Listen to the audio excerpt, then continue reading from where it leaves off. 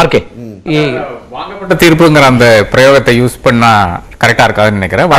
அந்த வார்த்தை பயன்பாடு சரியா இருக்காது. அதை நானும் சுட்டிக்காட்ட விரும்புறேன். சொல்லுங்க. அதான் இதுல எஸ்பிஎல் சொன்ன அதே விஷயம் தான் நானும் சொல்றேன். அதாவது அது சுப்ரீம் கோர்ட்ல அந்த ஜட்ஜ்மெண்ட்ல மிக தெளிவாக கூறுறாங்க. என்ன கூறுறாங்கன்னு பாத்தீங்கன்னா, கல்யாணம் செல்லும், ஆனா அதுல நடந்த ஒவ்வொரு சிறுமணியும் செல்லாது என்றதான் செல்லாதுங்கிறதையும் சொல்லிருக்காங்க. Before choosing on these matters, we need to make it clear again that though several submissions have been made on behalf of the appellants assailing the validity and correctness of resolution said to be adopted on the meeting dated July 11, 2022. And in counter to that, respondents have attempted to justify the resolutions. But we have chosen not to deal with any of those contentions. Right. This is for the specific reasons that the decision taken in this meeting dated do not form subject matter அப்படிங்கறாங்க.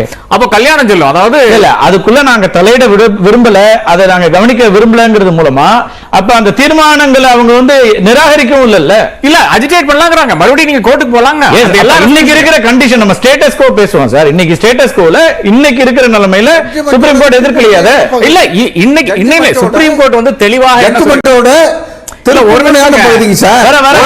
அதேதான் sir நானும் பேசிட்டு இருக்கேன். அவர் பேசவே இல்லை, அதேதான் நானும் பேசிட்டு இருக்கேன்.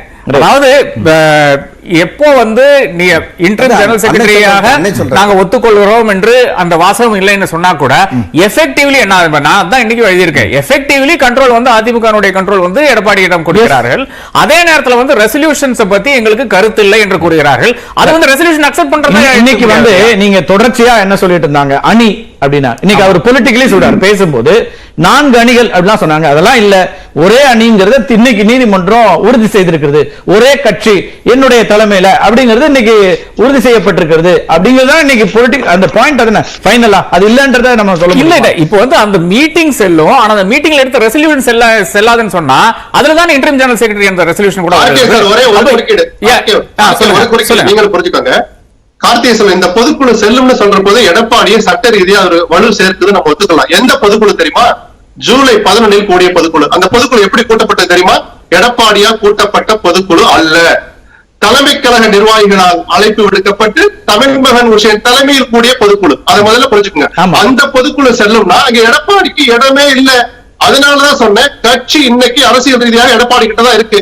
அதற்கு இன்னும் சட்ட அங்கீகாரம் கிடைக்கல. ஆனா இதுல அடுத்ததான் நான் சொல்றது, இப்ப ஒவ்வொரு ஸ்டெப்லையும் பாருங்க. 2017 சுப்ரீம் கோர்ட்ல ஒரு தீர்ப்பு வருது. சசிகலா வந்து உள்ள போயிடுறாங்க. அதன் பிறகு வந்து கட்சி எடப்பாடி கிட்டையும் ஓபிஎஸ் டிடிவி வந்து அதை வந்து அஜிடேட் பண்றாரு. டிடிவிக்கும் சிம்பிள் கிடைக்கல. அதன் பிறகு இபிஎஸ் ஓபிஎஸ் 2 பேரும் சேர்ந்து நடத்துறாங்க. அதன் பிறகு சுப்ரீம் கோர்ட்டினுடைய ஈரோடு ஈஸ்ட் தீர்ப்பு. அதன் பிறகு இன்றைக்கு ஒரு தீர்ப்பு. அது 4 கட்டங்கள்ல பாத்தீங்கன்னா 2017 இருந்து இதுவரையான காலகட்டத்தில் பாத்தீங்கன்னா 4 சுப்ரீம் கோர்ட் தீர்ப்பு. 4 தீர்ப்புல என்ன ஆகுதுன்னு பாத்தீங்கன்னா எல்லாமே ஏறத்தாழ எடப்பாடிக்கு ஃபேவரா தான் வந்து கொண்டிருக்கிறது என்றுதான் பார்க்கிறோம்.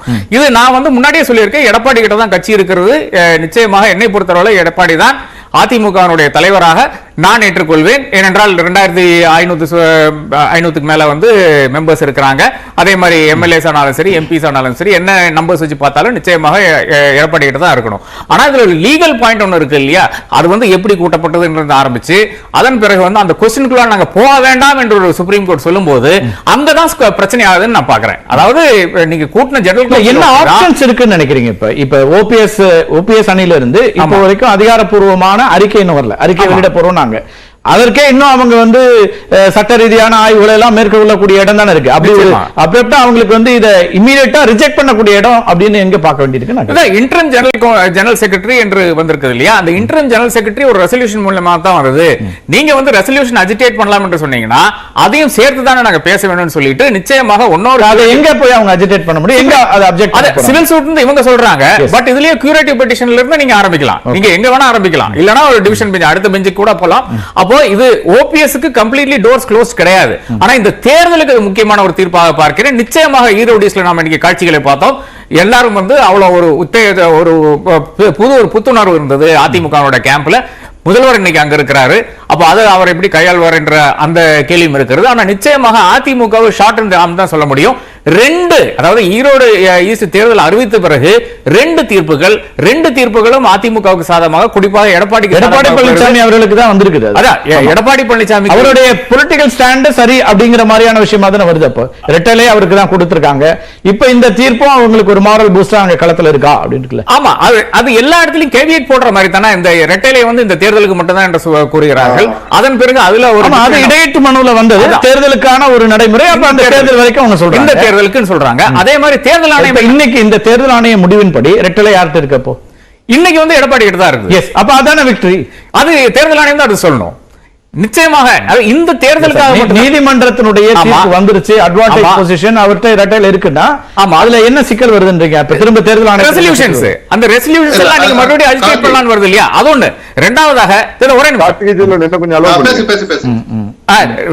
ரெண்டாவதாக இங்க இருக்கின்ற பிரச்சனை பாத்தீங்கன்னா, இது எல்லாமே எடப்பாடிக்கு சாதகமாக வந்து கொண்டிருக்கின்ற இந்த வேலையில வந்து ஓபிஎஸ்க்கு ஒரு ரிலீஃப் இருக்கிறதாக தான் நான் பார்க்கிறேன். நிச்சயமா இந்த ரெசல்யூஷன்ஸ் வந்து அஜிடேட் பண்ணலாம். அது எந்தெந்த ஃபாரம்ங்கிறது அவங்க தான் டிசைட் பண்ணணும். லட்சுமணன் குறுக்கிட விரும்புனீங்க? இல்ல சுருக்கமா தான் ரெட்டையில தான் அவருக்கு கிடைச்சிருச்சு. இங்க என்ன சிக்கல்னு கேட்டீங்க இல்லையா? ரெட்டையில கிடைத்திருக்கிறது பிப்ரவரி 27ஆம் தேதி வரைக்கும் தான். பிப்ரவரி 28ஆம் தேதி ரெட்டலை எனக்குன்னு எடப்பாடி சொல்ல முடியாது. ஏன்னால் அந்த தீர்ப்பு தான் முடியாது. இந்த தீர்ப்பு தான் அவருக்கு அந்த தடையை ஏற்படுத்தியிருக்கு. அதனால சொன்னேன், எந்த சட்டம் எந்த கோர்ட்டு நண்பர் மணிவண்ணனுக்கு பிடிக்கலையோ அந்த சட்டத்தை நாடி போக போகிற முதல் நபர் ஓபிஎஸ் அல்ல, எடப்பாடி தான். இவ்வளவு தூரம் தன் கட்சி தன் கட்டுப்பாட்டில் இருந்தோம். அரசியல் ரீதியாக தான் எடுக்கிற முடிவுகளுக்கு சட்ட அங்கீகாரம் வேண்டுமானால் எடப்பாடி கோர்ட்டுக்கு போய் தான் ஆகணும், கியூரிட்டி பெட்டிஷன் மூலமாக. இல்ல ஒரே ஒரு மணிகண்டன் நான் வரேன்.